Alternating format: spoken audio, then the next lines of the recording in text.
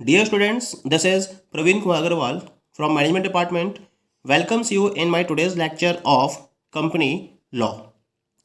In today's lecture, we will discuss upon the remaining part of the topic who may call EGM. जैसा कि previous lecture में हमने topic start किया था who may call EGM, यानी कि extra ordinary general meeting को call करने की अथॉरिटी किस किस के पास होती है। तो इसके रिगार्डिंग मैंने इसको 4 कैटेगरी में डिवाइड करा था।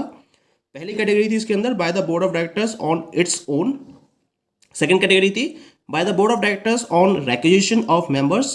Third category by requisitionists themselves and fourth category was the by the tribunal. तो इनमें से हमने प्रीवियस 2 लेक्चर्स में 2 कैटेगरीज को डिस्कस किया था, bye the board of directors on its own and bye the board of directors on requisition of members. तो इन 2 categories को हमने डिस्कस कर लिया था। आज के लेक्चर में हम जो रिमेनिंग 2 कैटेगरीज हैं जिनके पास ईजीएम को कॉल करने की अथॉरिटी होती है, उनके रिलेशन में हम प्रोविजंस को डिस्कस करेंगे। तो यहाँ हम थर्ड कैटेगरी की बात करते हैं, this is by the requisitionists themself, यानी कि जो रेक्विजिशनिस्ट हैं, जो मेंबर्स रेक्विजिशन को फोकस करते हैं, वो खुद भी एक्स्ट्रा ऑर्डिनरी जनरल मीटिंग को कॉल कर सकते हैं। ये प्रोविजन भी कंपनी एक्ट में प्रोवाइडेड है। ये किस कंडीशन में होता है? If the director don't call EGM on a valid requisition by specified number of members, the requisitionists may themself call a meeting. यानी कि जो स्पेसिफाइड नंबर ऑफ मेंबर्स है, उनकी वैलिड रेक्विजिशन के बाद भी अगर कंपनी के board of directors extra ordinary general meeting को कॉल नहीं करते हैं, तो उस केस में जो रेक्विजिशनिस्ट हैं वो खुद भी इस पर्टिकुलर मीटिंग को कॉल कर सकते हैं। लेकिन इसे कॉल करने के लिए इन्हें कुछ पर्टिकुलर प्रोविजंस को फोकस करना होता है।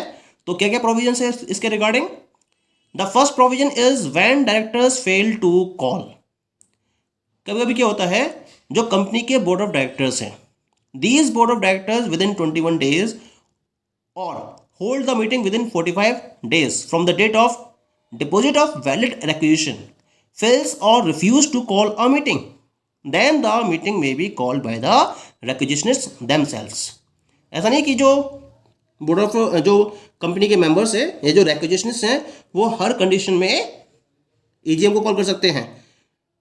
कभी कभी क्या होता है कि जब रेक्विजिशन को फॉलो किया जाता है तो उसके 21 दिन के अंदर अंदर, या अगर मीटिंग को होल्ड भी कर लिया जाता है तो 45 दिन के अंदर अंदर वैलिड रिक्विजिशन के डिपॉजिट करने की डेट से अगर ईजीएम को कॉल नहीं किया जाता है, तो उस केस में जो रेक्विजिशनिस्ट हैं वो अपनी अथॉरिटी का यूज करते हुए EGM extraordinary general meeting को कॉल कर सकते हैं। ठीक। सेकंड प्रोविजन क्या है इसके regarding? Period of calling. The requisitionist in such a situation may themselves call and hold the EGM within a period of 3 months from the date of the requisition।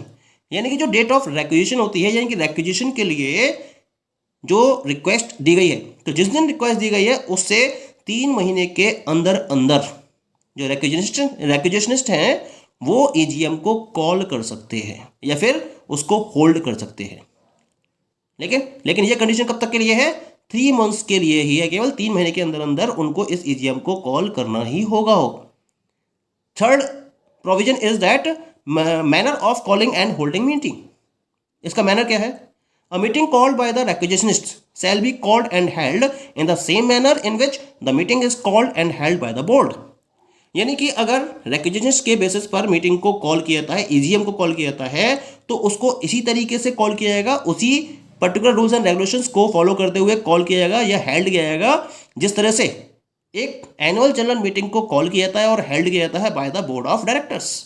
Same उसी pattern पर, same उन्हीं rules and regulations को follow करते हुए, उन्हीं manner में आपको EGM को प्रॉपरली कॉल करना होगा और उसको हेल्ड करना होगा। The next provision is expenses. अब बात आती है खर्चों की। Any reasonable expenses incurred by the requisitionist in calling and holding such a meeting shall be reimbursed to the requisitionist by the company, यानी कि ईजीएम को कॉल करने में और होल्ड करने में रिक्विजिशनिस्ट की तरफ से जितने भी रीजनेबल एक्सपेंसेस इनकर्ड किए जाएंगे, इन सारे एक्सपेंसेस को रिक्विजिशनिस्ट को पे करना होगा कंपनी को। कंपनी को इन खर्चों को रिक्विजिशनिस्ट को रीइंबर्स करना होता है अगर इस टाइप की मीटिंग में इनकी तरफ से जो भी रीजनेबल एक्सपेंसेस इनकर्ड किए जाते हैं उन एक्सपेंसेस को। Point is clear? The next provision is company to deduct sums from payable fee to directors. A company reimbursing the expenses to the requisitionists shall deduct the sum paid from any fee or other remunerations payable to such directors who were in default in calling the meeting।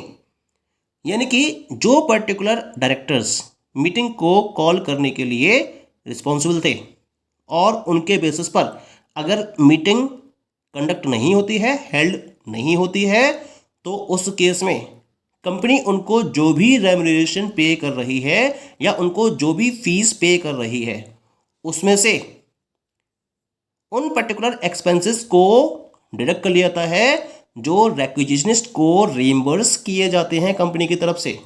तो company खुद भी ये खर्चे नहीं देती है, बल्कि क्या करती है, जो पर्टिकुलर पर्सन्स इस मीटिंग के कॉलिंग में डिफॉल्ट रोल में होते हैं उन डायरेक्टर्स के रेम्यूनरेशन में से या उनकी फीस में से इन पर्टिकुलर एक्सपेंसेस को डिडक्ट कर लिया जाता है। ओके, तो ये तो बात हो गई in case of the requisitionist themself. तो इस तरीके से जो रिक्विजिशनिस्ट हैं वो खुद से भी ईजीएम को कॉल कर सकते हैं अगर इन प्रोविजंस को प्रॉपरली फॉलो किया जाता है तो उस केस में। ठीक है, अब हम बात करेंगे about the last authority and this is by the tribunal. यानी कि ट्रिब्यूनल के ऑर्डर के बेसिस पर भी एक्स्ट्रा ऑर्डिनरी जनरल मीटिंग को कॉल किया जा सकता है, उसको हेल्ड किया जा सकता है। और इसके रिगार्डिंग हम डिफरेंट प्रोविजंस को डिस्कस करेंगे कि क्या क्या कंडीशंस क्रिएट होती हैं या क्या क्या प्रोविजंस होते हैं इसके रिगार्डिंग जब ट्रिब्यूनल को ऑर्डर देने पड़ते हैं ईजीएम को कॉल करने के और उसको हेल्ड करने के।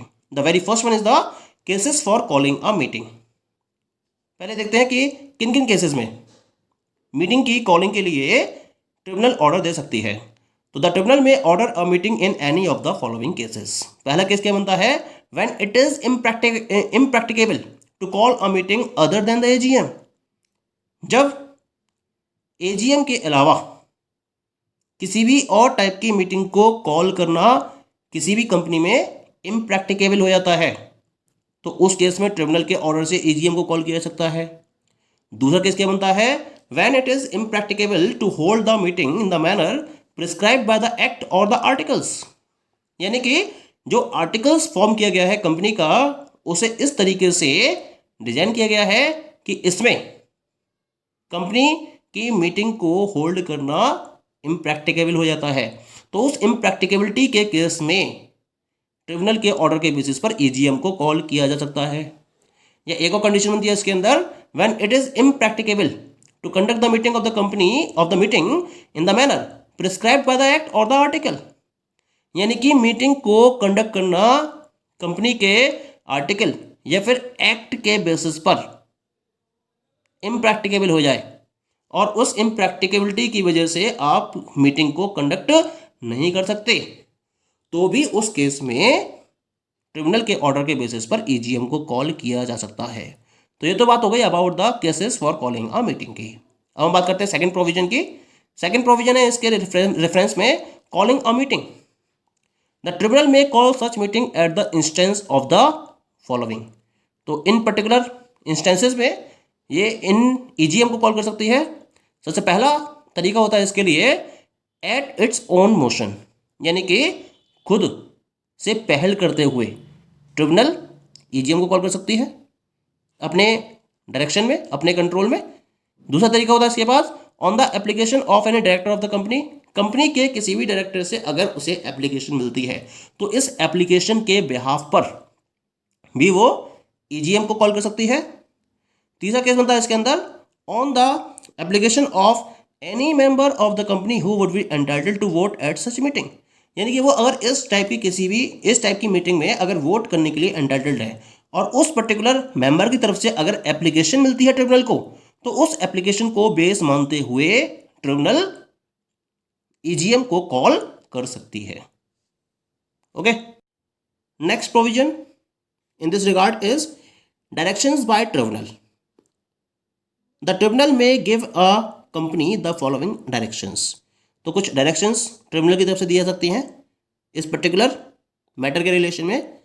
पहली डायरेक्शन क्या होगी इसकी, order a meeting of the company to be called, held and conducted in such manner as the tribunal thinks fit. जिस तरीके से ट्रिब्यूनल को बिल्कुल सही लगता है उसके अकॉर्डिंग ट्रिब्यूनल कंपनी को मीटिंग के कॉल करने के लिए, उसको हेल्ड करने के लिए और उसको कंडक्ट करने के लिए ऑर्डर दे सकता है, पहली डायरेक्शन। सेकेंड डायरेक्शन क्या होती है, गिव सच एंसिलरी और consequential directions as the tribunal thinks expedient. यानी ट्रिब्यूनल को जैसा सही लगता है, जैसा उचित लगता है, उस केस में इसको और भी कॉन्सिक्वेंशियल डायरेक्शंस दे सकती है कि उसे किस तरीके से मीटिंग को कॉल करना है, हेल्ड करना है और कंडक्ट करना है। इसके सपोर्ट में भी और भी डायरेक्शंस उसकी तरफ से प्रोवाइड की जा सकती है। पर्पस क्या है यहां पर, ईजीएम को प्रॉपरली कॉल करना, उसे हेल्ड करना और उसे प्रॉपरली कंडक्ट करना। इसके रिगार्डिंग ट्रिब्यूनल की तरफ से कंपनी को प्रॉपर ऑर्डर्स और प्रॉपर डायरेक्शंस प्रोवाइड की जाती हैं। And the last provision is that meeting deemed to be company meeting, any meeting called, held and conducted in accordance with any such order shall be deemed to be a meeting of the company duly called, held and conducted। यानी कि tribunal के order के basis पर अगर ऐसी कोई भी meeting call की जाती है, हेल्ड की जाती है या कंडक्ट की जाती है तो उस केस में इसे कंपनी की मीटिंग ही समझा जाएगा, जिसे प्रॉपरली कॉल किया गया है, हेल्ड किया गया है और कंडक्ट किया गया है। पॉइंट क्लियर हो गया। यानी कि ट्रिब्यूनल के ऑर्डर के बेसिस पर ये मीटिंग कंपनी की मीटिंग ही कंसीडर की जाएगी और इसको प्रॉपरली जिस तरीके से या जिस मैनर में कॉल किया जाता है, हेल्ड किया जाता है, कंडक्ट किया जाता है, वो सारे के सारे रूल्स, रेगुलेशंस, प्रोविजंस फॉलो करते हुए कंपनी को इस मीटिंग को प्रॉपरली कंडक्ट करना जरूरी रहता है और उसको उसी कैटेगरी में इंक्लूड किया जाता है। Okay, so these all are the different authorities who may call EGM. Okay, thank you.